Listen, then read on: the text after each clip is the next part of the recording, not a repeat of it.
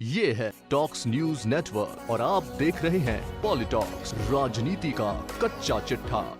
इसे कहते हैं सम्मान देकर सम्मान छीन लेना, या कहें कि कुछ देर के लिए आसमान पर बैठा दो और उसके बाद तत्काल प्रभाव से उसे गिरा भी दो। प्रधानमंत्री नरेंद्र मोदी के लिए बुधवार का दिन अंतर्राष्ट्रीय स्तर पर सुखद के साथ पीड़ादायक भी रहा। आज हम बात करेंगे दुनिया की सबसे पॉपुलर मैगजीन टाइम की।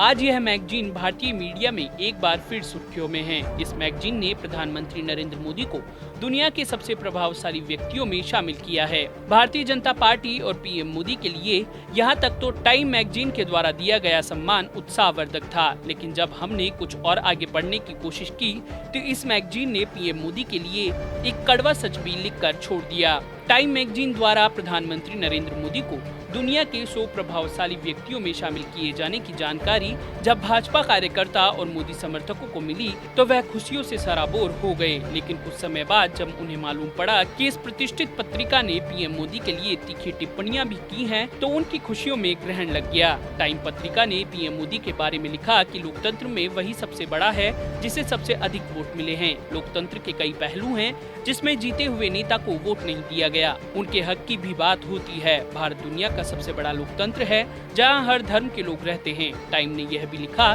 कि रोजगार के वादे के साथ भारतीय जनता पार्टी सत्ता में आई, लेकिन उसके बाद कई विवाद सामने आए। दुनिया की मशहूर पत्रिका के द्वारा मोदी पर किए गए तीखे कमेंट के बाद आज विपक्ष जरूर गदगद होगा। अमेरिका की मशहूर टाइम मैगजीन ने पीएम मोदी सरकार की नीतियों पर भी सवाल उठाए हैं, जिसमें पत्रिका ने भारत में रहने वाले अल्पसंख्यकों को लेकर मोदी सरकार पर निशाना साधा है। मैगजीन के अनुसार पीएम मोदी ने इनके हितों की अनदेखी की है। टाइम मैगजीन के संपादक लिखते हैं कि मोदी एम्पावरमेंट के वादे के साथ सत्ता में आए थे, लेकिन उनकी हिंदू राष्ट्रवादी भाजपा ने न सिर्फ एलिटिज्म बल्कि प्लूरलिज्म को भी खारिज कर दिया। इसमें खास तौर से मुसलमानों को टारगेट किया गया। विरोध को दबाने के लिए महामारी का बहाना मिल गया और इस तरह दुनिया का सबसे वाइब्रेंट लोकतंत्र अंधेरे में चला गया। मैगजीन ने आरोप लगाते हुए लिखा कि केंद्र की भाजपा सरकार अपने पुराने विवाद जैसे एनआरसी और एनपीआर को दबाने के लिए केंद्र सरकार ने पूरे प्रयास किए। यही नहीं, पीएम मोदी भारत में मुस्लिम, सिख, बौद्ध, जैन और ईसाई धर्मों के लोगों को विश्वास में लेकर नहीं चल पाए। भारत दुनिया का सबसे प्राचीन लोकतंत्र देश रहा है। ऐसे में पीएम मोदी से पूरा देश सभी धर्मों के लोगों को साथ लेकर चलने की अपेक्षा रखता है,